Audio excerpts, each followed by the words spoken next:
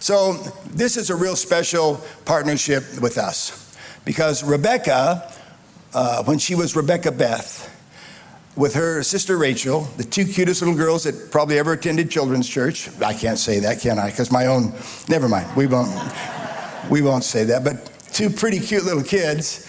And their mom and dad,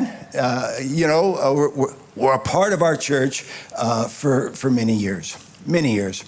But, Rebecca, since she was a little girl, had always talked about she wanted to be a missionary. I think when she was 5, 6, 7 years old, that was already made up in her mind that she was going to be a missionary. And 15 years ago, out of this house, she went to Vietnam as Rebecca Beth. 2 years later, she became Rebecca Windsor because she married the missionary on the ground from Melbourne. And they now have served there together for the last 13 years. It's a special partnership. Tomorrow we're going to stand with them in our prayer devotion. But this morning we're going to stand together and honor them as they come. And by the way, they'll be here tonight as well. Please stand with us. They'll be here this evening as well. So morning and evening, let's welcome this precious family.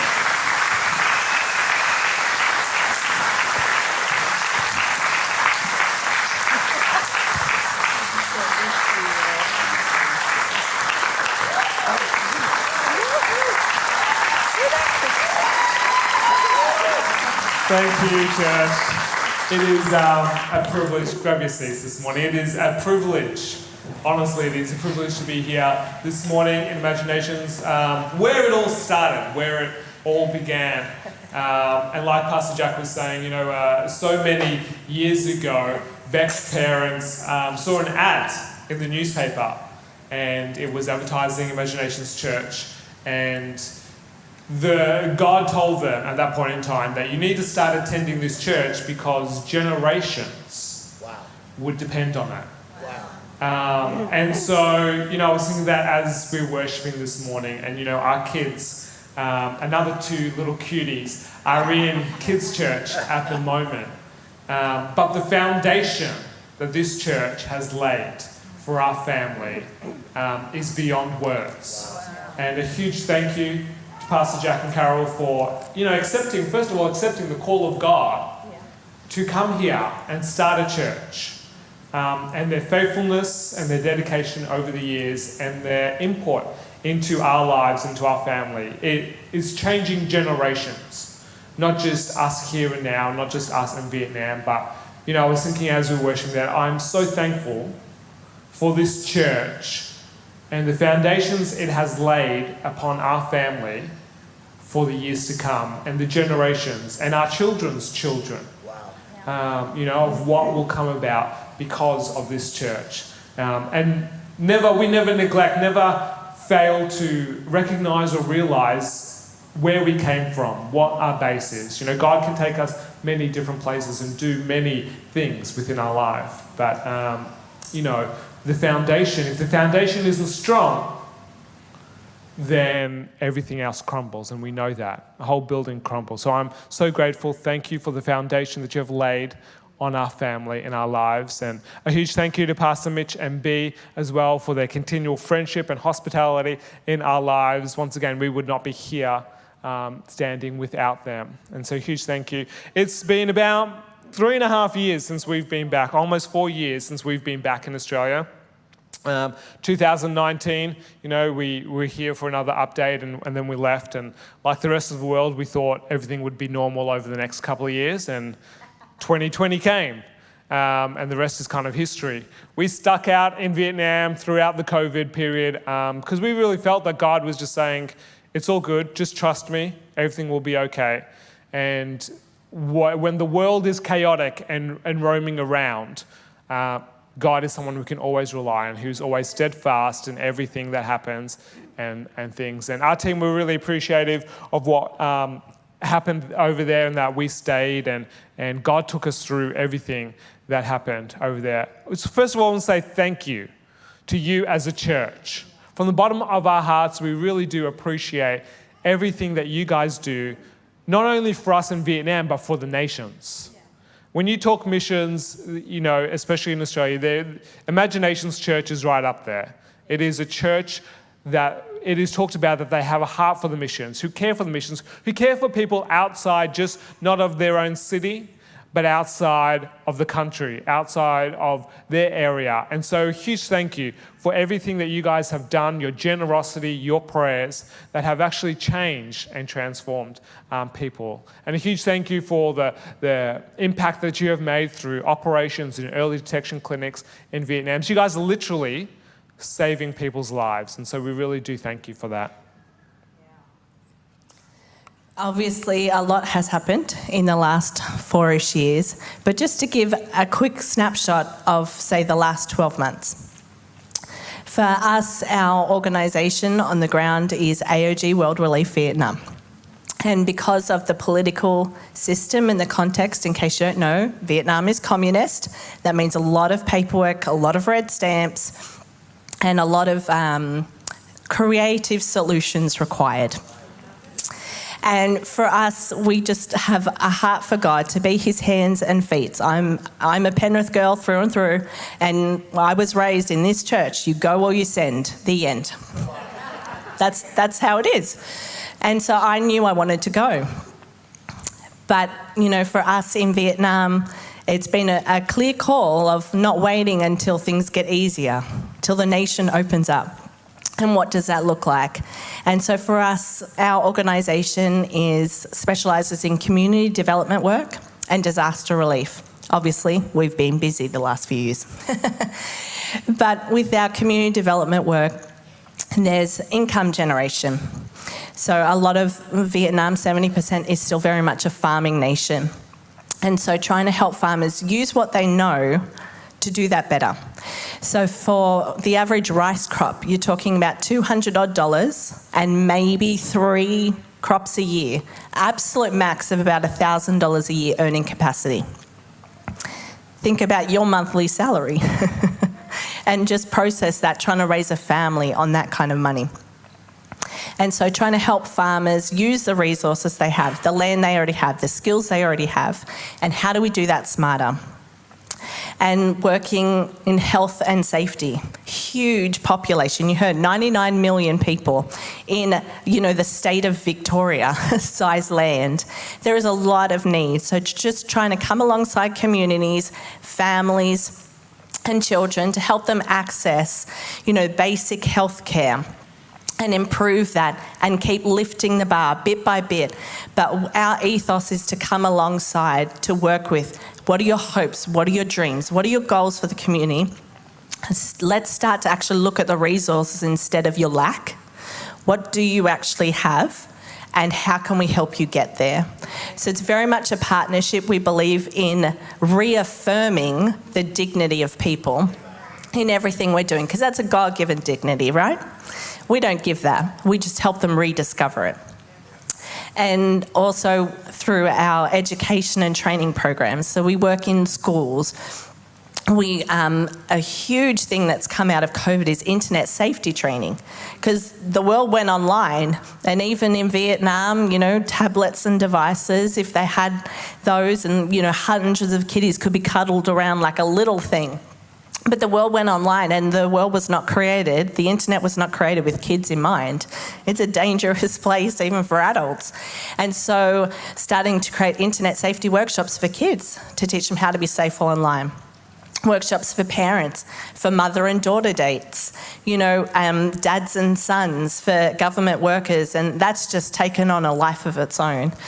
And also disaster relief, COVID safety, getting oxygen machines into medical centres because people are dying because they can't get oxygen. They literally can't breathe.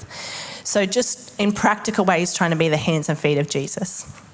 Because for us, in Matthew 25, who's read Matthew 25 when Jesus, they're just talking and saying, hey, why would you do this? And it reads so beautifully in the version that I have this year. I like to read a different version each year to keep the word fresh. And my version this year, it says, it's yours because it's talking about the inheritance of the kingdom. Because when I was hungry, you gave me food to eat. When I was thirsty, you gave me something to drink. When I had no place to stay, you welcomed me into your home. When I was without clothes, you gave me some water, something to wear. When I was sick, you cared for me. When I was in prison, you came to visit me. And everything we do is motivated by that, because it's illegal for us to proselytise. We're literally illegal. It's a one-way ticket out of Vietnam.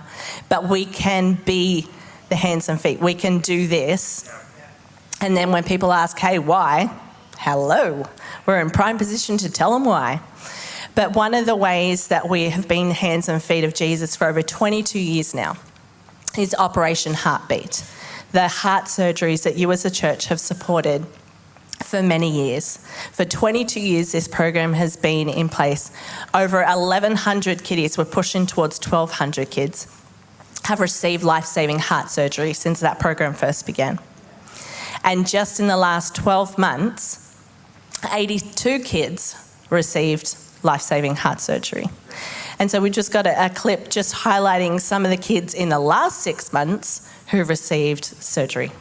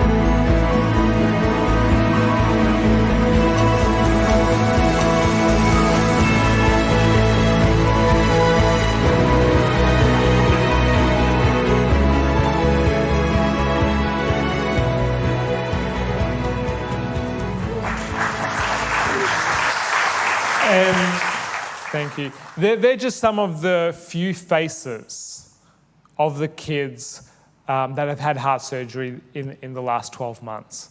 And sometimes, we, through our giving and through our generosity, it's good to put a face to the actual person that we're helping.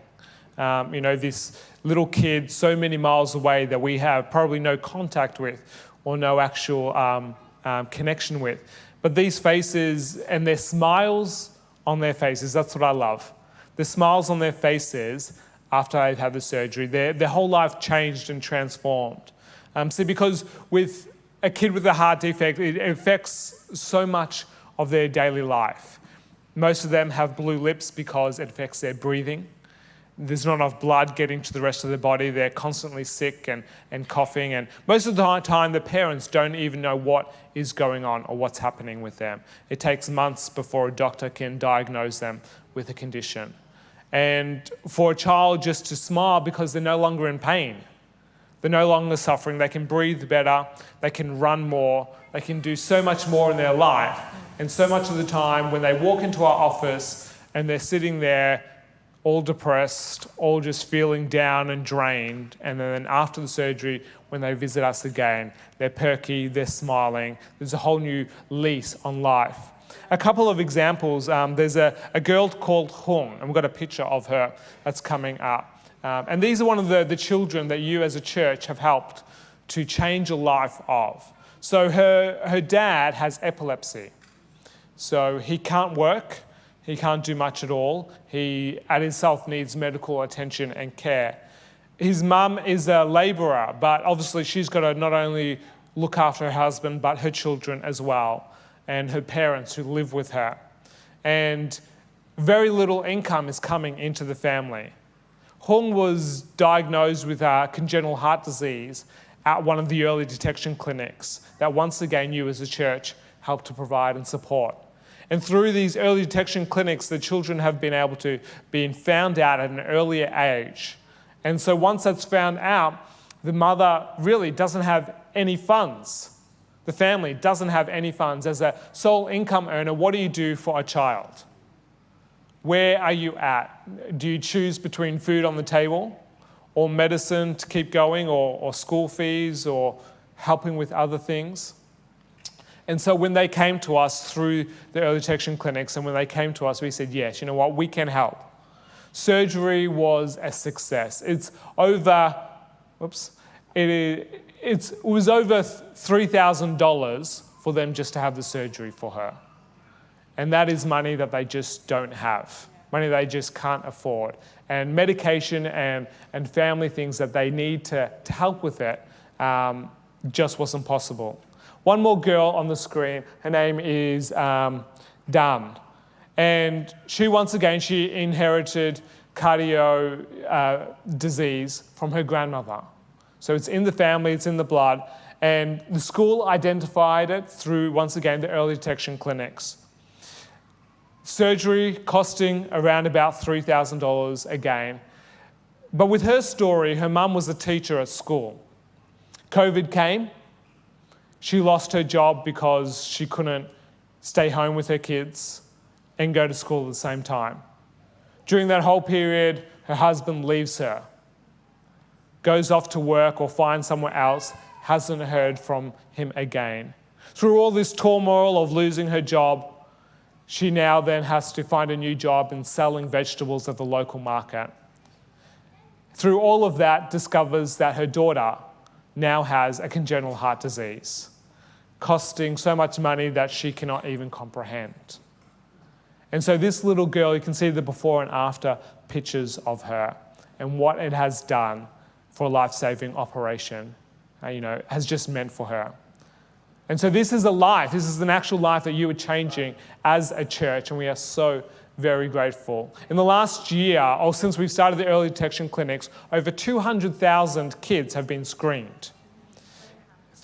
3.5 years. And 87 in just the last year have been changed. And so that's getting to kids and recognizing them and getting to them in condition that they just don't realize and recognize before it's too late. Getting to them quickly rather than years passing on and it becoming a problem. So really thank you, church, for your things. And we've got a clip to show you on the EDCs. In central Vietnam, 38 in every 1,000 newborn babies are diagnosed with congenital anomalies. Of these anomalies, congenital heart disease accounts for 53%, more than 2.5 times the average for the Asian continent. For more children, surgical interventions is required to help them live healthy and productive lives. Without prompt surgery and further treatment, there is a significant risk of fatality. In response to this heartbreaking situation, IOG World Relief Vietnam began screening children for congenital heart disease and other related issues. These early detection clinics are conducted on-site at local kindergartens and primary schools by qualified physicians and technicians to ensure early detections of any cardiac-related issues and prompt intervention if required. Should surgical treatment be needed, IOG World Relief Vietnam assists families who cannot afford the surgery due to financial hardship. Far more than a program, these early detection clinics are life-changing. Each clinic represents a significant source of hope for hundreds of young Central Vietnamese children and their families, literally saving their lives and opening the door to a better and brighter future.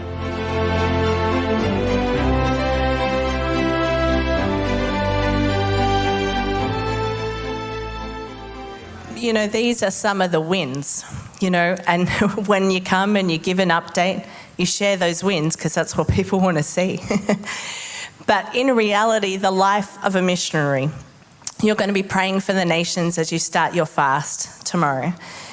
And so we were asked to kind of share a little bit of what life actually looks like for those, overseas living in a different postcode. But in the end, we're all missionaries, right? Like, this is not a hashtag or a meme to encourage you to make you feel special. You should be giving a standing ovation to each of you as you generously give and sacrifice, because we're all in this together. We are just literally like you. That's why it's so embarrassing when everyone claps and things. We are just like you. We just happen to live somewhere else. But we are doing this together. But it can be challenging. Visas and permits, oh my word, there are no words to tell you how stressful that can be. It took 4 months to get our last permit just to exist in Vietnam, to then organise visas and things. You're living in another country, another culture, another language. Just to give you an idea, in Vietnamese, the word for gas, train station and chicken are all the same.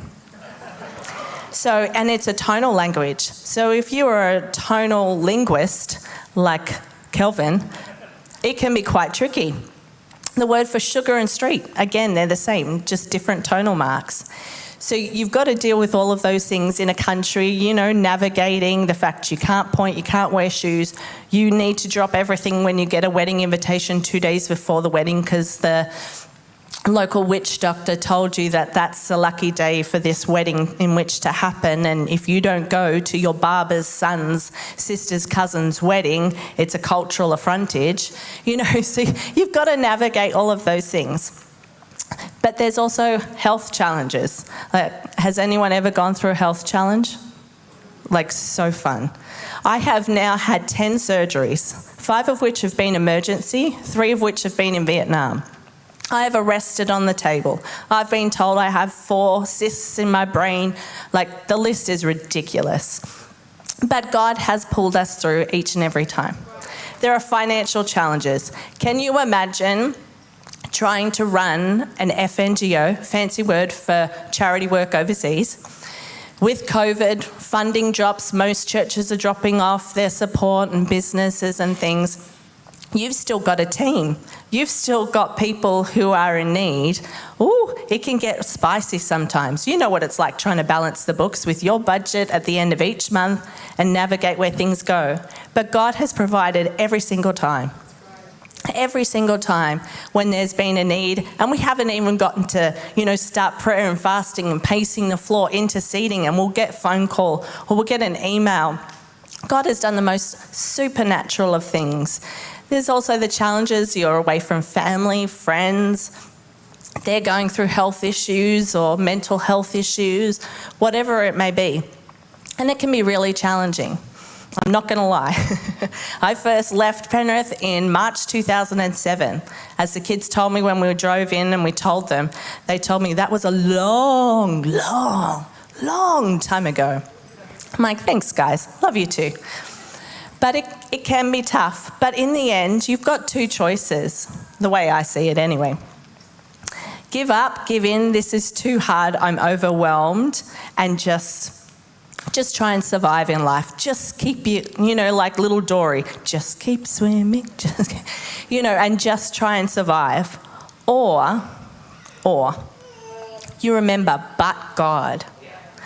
But God is involved. But God called me, but God, and I'm going to stand. I'm going to keep standing. Like it says in Ephesians 6, talking about the armour of God, about putting it on. You don't just put on one piece, you put it all on every single day. This is not just a one-hit wonder.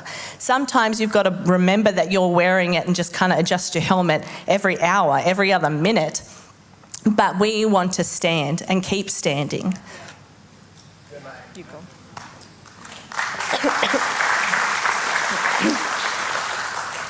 In the book of Deuteronomy, chapter 7, verse 9, it says this: "So remember that the Lord your God is the only God, and you can trust him. Keep his agreement, He shows his love and kindness to all people who love and obey his commands. He continues to show his love and kindness through 1,000 generations. You know, with everything that happens and goes on, there is so many opportunities for us to go, let's pack up and go back to Australia. When the government calls and say you need to leave the country, or we're not going to accept your visas anymore, it's time to go. When it's too difficult for them to do, when it's health challenge, see your wife going through this, or the kids are now going through this, and why should they have to pay the price of less medical attention when we can get it free and better somewhere else? When, you know, it's just pinching the pennies because stuff has come up unexpected, and it's like, well, how much do we need to eat this week, or what is going on? When the team goes, they need some help with this, and there's little finances left in the coffers to help. It's very easy to kind of go, you know what, let's just give it all up. Let's just walk away, it'll be good. We've done our share of things. We've been there 12 years, 13 years already. Surely that is enough time. Surely we've done what we need to do. Let's get up and go. The thing that keeps us there all the time is remembering God's faithfulness. Remembering of what he has done in the past. He's done it before, so he will do it again. So no matter what health challenge we go through, no matter what financial, okay, yeah, it's a struggle. Yeah, it keeps us up a little bit at night. It gets us onto our knees a little bit harder, a little bit more, crying out to God, but it comes back to God's done it before, he will do it again. If he has called me, if he has called us, and he has placed us here for a time, for a reason, then surely he will take us through it. And for us, that is a primary reason why we stay, why we go through it, why we didn't hop on the first plane back during COVID, why when challenges come up, you know, it's not just a turn away and a walk away. It is, let's keep going because God is faithful. God will get us through it. We want to thank you, church, just once again for your love, for your generosity. And we thank you for your prayer and fasting. It really is going to make a difference for us and people over the world. You know, one thing that we say is that no matter what happens, prayer and fasting makes a difference. You can keep your money, you can keep anything else. If only one thing that you would give us is prayer, that is all we would love and desire, because prayer opens doors where everything else cannot. And so we covet your prayers and we cover your thoughts on us on a daily basis. So please remember us in your prayers, and thank you for getting involved in praying and fasting during this time. Yeah, for us, it's not just about us. You as a church are about to embark on a fast tomorrow for 21 days. And so you're hearing these stories and, you know, trying to condense 4 years into 25 minutes. And you can ask the question, well, what does all this mean to me? How does it apply to me? How is it going to change my life? Or, you know, how does this affect the next 21 days? And so I would suggest there's 3 things, 3 P's. The first is prayer, obviously. Prayer, you know, all the hashtags in the world of prayer, it's so important, but no kidding.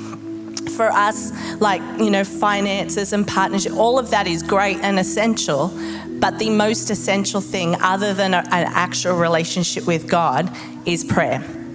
Like, prayer opens doors, miracle after miracle. When we're told there's an indefinite waiting list, you can't have that appointment, we pray, we get an email, there's a call. Where that visa, hey, we're cancelling it, you need to be out of the country tomorrow. Oh wait, we have your passports, but you still need to leave. We're like, what, how? Let's get it. We get the team, gather in a circle, start to pray. 30 seconds later, the phone rings. Hey, it's okay, we realise that's a stupid plan. We'll send you your visa tomorrow. Prayer changes things. As Corrie ten Boom says, is prayer your steering wheel or your spare tyre? Who has ever been guilty of saying, well, hey, do you need anything? No, we're good. But just pray, just pray. As if it's this backup, this spare tyre, that squeaky little tiny thing just to get you through to the garage. But prayer should be a lifestyle and not, in case of emergency, break glass, go pray. It should be a lifestyle. We should be a people who are praying and believing, expecting the impossible, expecting the breakthrough, expecting the miracle. What are you expecting this year? What is that miracle? What faithfulness of God do you need to remember this year as you start this fast, as you're praying for the nations? How can you be encouraged not to be just praying for others, but also believing and expecting the impossible for you, remembering his great faithfulness? And secondly, I would encourage you to perceive, not just take things at face value, at the eyes directly in front of you, but what can you perceive in the supernatural? In the spiritual realm, can you sense what God is doing? I encourage you to press in these next 3 weeks, to press in and say, God, open my spiritual eyes, open my heart, make me sensitive to what you are doing.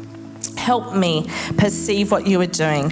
Isaiah 43 says, but the Lord says, do not cling to the events of the past. That Lot's wife looking back and, oh, wasn't it great? The Israelites they've been freed from slavery. Hey, it was better in Egypt. Like, are you stupid? It was not better. To perceive what God is doing when a situation is tough and challenging, but perceive God is on the move. Watch for the new thing I'm going to do, the Lord says. It is happening already. You can see it now. So put on those spiritual eyes, perceive what he is doing now and perform. Not in terms of a magic trick or a musical action show, but like an IKEA flat pack. You've seen that thing, you've bought it. Action is required. You're going to need to assemble. Yes, it's going to be frustrating. Sometimes the instructions have nothing to do with the native language that you speak. But perceive, God can do it. And perform. Action is required. Don't just be hearers of the word, but be doers of the word. As you read the stories of the nations that you are supporting and the people that you as a church are doing amazing things with, be encouraged. God can do anything in Luke 1:37. It's one of my favourite verses because God will always do what he says he will. He is who he says he is, and he will do what he says he will do. So as you pray and fast this year, what are you expecting? Remember his faithfulness. Pray. It's not your spare tyre. It's not your emergency broken glass. Perceive. Say, God, help me perceive what you are doing. Open up my eyes. Open up my heart. I want to be aware. I don't want this alarm going on and I miss it like an earthquake and I'm like, what? What's going on? I have no idea. And perform. Action is required. Step up. Whatever he's prompting on your heart, do it. Ask God, hey, God, what are you doing? What's my part in all of this? How can you stretch me? How can you grow me? How can I be involved in what you are doing in this beautiful world? So we just encourage you. We say thank you and we encourage you. We'll be praying and fasting along with you. And it changes things. Like, it's amazing. What is it going to change in the world around you? You are Imaginations Church. You imagine nations. Imagine that as you pray. Imagine those nations turn back to Jesus. Imagine nations worshipping God. Imagine the supernatural.